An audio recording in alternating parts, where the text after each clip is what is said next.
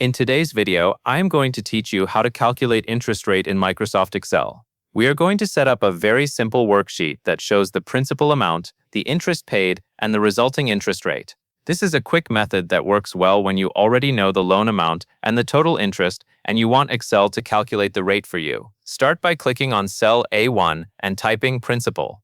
This will be the label for the original loan amount. Clear labels make your spreadsheet easier to read, especially if you come back to it later or share it with someone else. Next, click on cell B1 and type interest paid. This label will identify the total amount of interest connected to the loan. Keeping each value clearly labeled helps prevent mistakes when you enter formulas. Then click on cell C1 and type rate. This is where the calculated interest rate will appear. At this point, you have created the basic structure for your worksheet.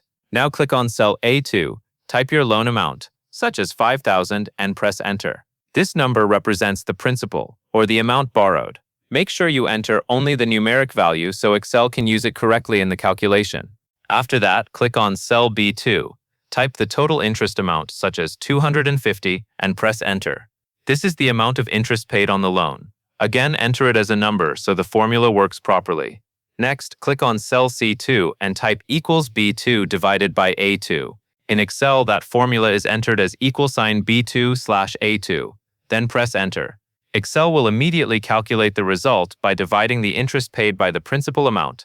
In this example, that gives you the decimal form of the interest rate.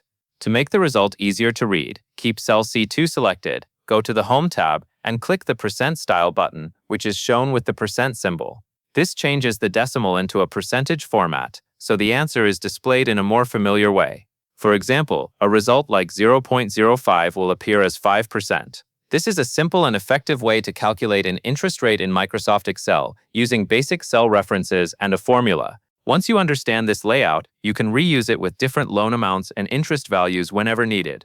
That covers everything you need to know.